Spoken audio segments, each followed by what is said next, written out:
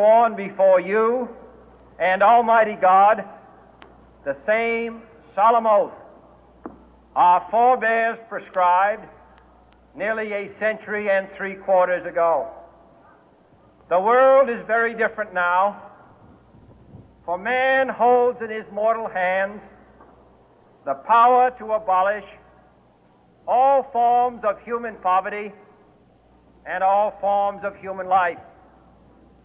And yet the same revolutionary beliefs for which our forebears fought are still at issue around the globe. The belief that the rights of man come not from the generosity of the state, but from the hand of God. We dare not forget today that we are the heirs of that first revolution.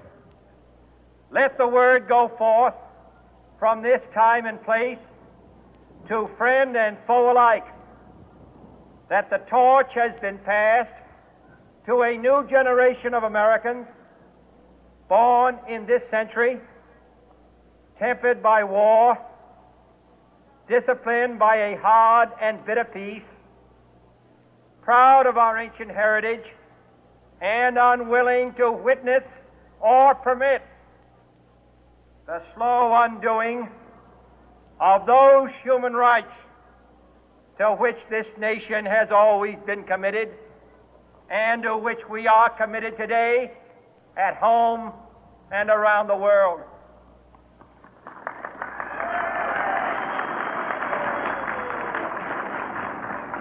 Let every nation know, whether it wishes us well or ill, that we shall pay any price, bear any burden, meet any hardship, support any friend, oppose any foe to assure the survival and the success of liberty.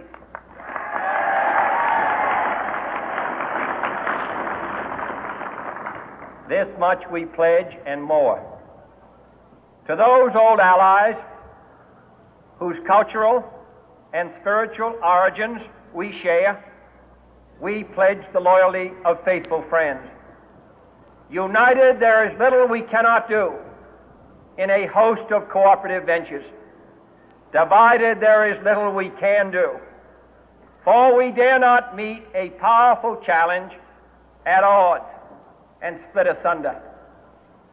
To those new states whom we welcome to the ranks of the free, we pledge our word that one form of colonial control shall not have passed away merely to be replaced by a far more iron tyranny. We shall not always expect to find them supporting our view, but we shall always hope to find them strongly supporting their own freedom, and to remember that in the past, those who foolishly sought power by riding the back of the tiger ended up inside.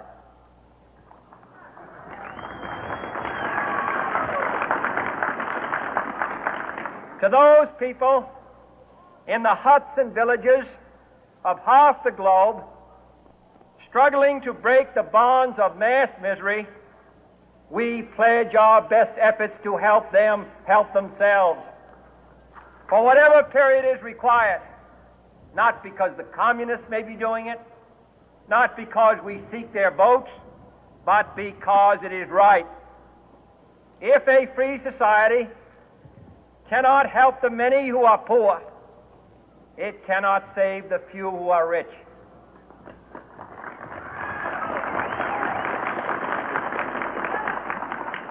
To our sister republics south of our border, we offer a special pledge to convert our good words into good deeds in a new alliance for progress, to assist free men and free governments in casting off the chains of poverty.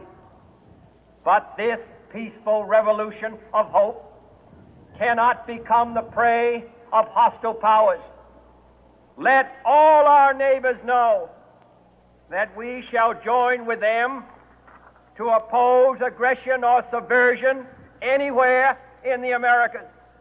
And let every other power know that this hemisphere intends to remain the master of its own house.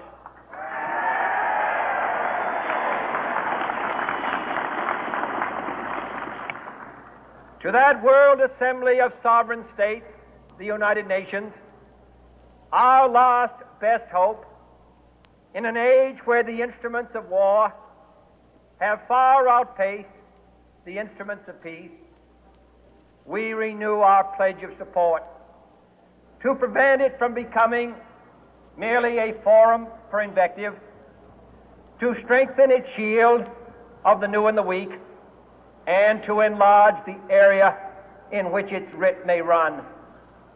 Finally, to those nations who would make themselves our adversary, we offer not a pledge, but a request that both sides begin anew the quest for peace.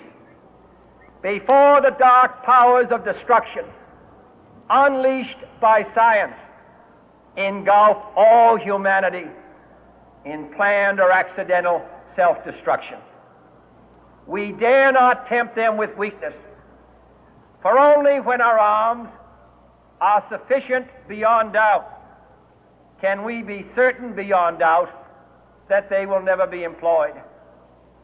But neither can two great and powerful groups of nations take comfort from our present course, both sides overburdened by the cost of modern weapons, both rightly alarmed by the steady spread of the deadly atom, yet both racing to alter that uncertain balance of terror that stays the hand of mankind's final war.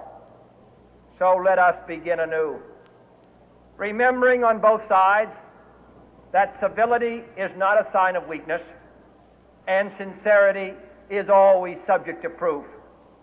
Let us never negotiate out of fear, but let us never fear to negotiate.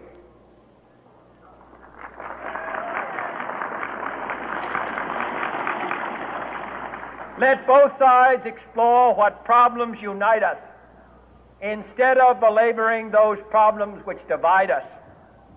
Let both sides, for the first time, formulate serious and precise proposals for the inspection and control of arms, and bring the absolute power to destroy other nations under the absolute control of all nations.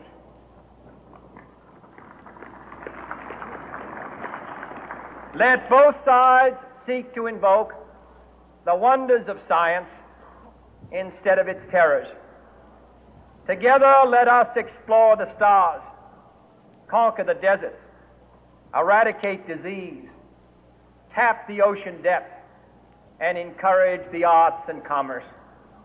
Let both sides unite to heed in all corners of the earth the command of Isaiah to undo the heavy burden and let the oppressed go free.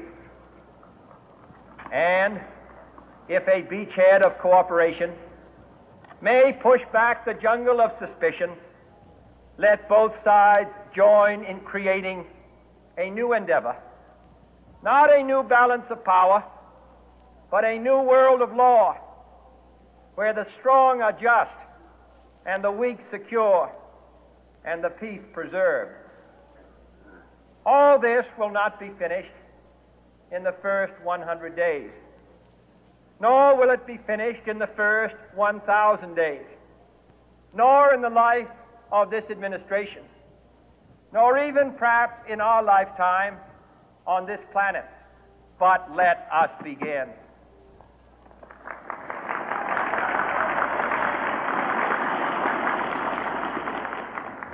In your hands, my fellow citizens, more than mine, will rest the final success or failure of our course. Since this country was founded, each generation of Americans has been summoned to give testimony to its national loyalty. The graves of young Americans who answered the call to service surround the globe.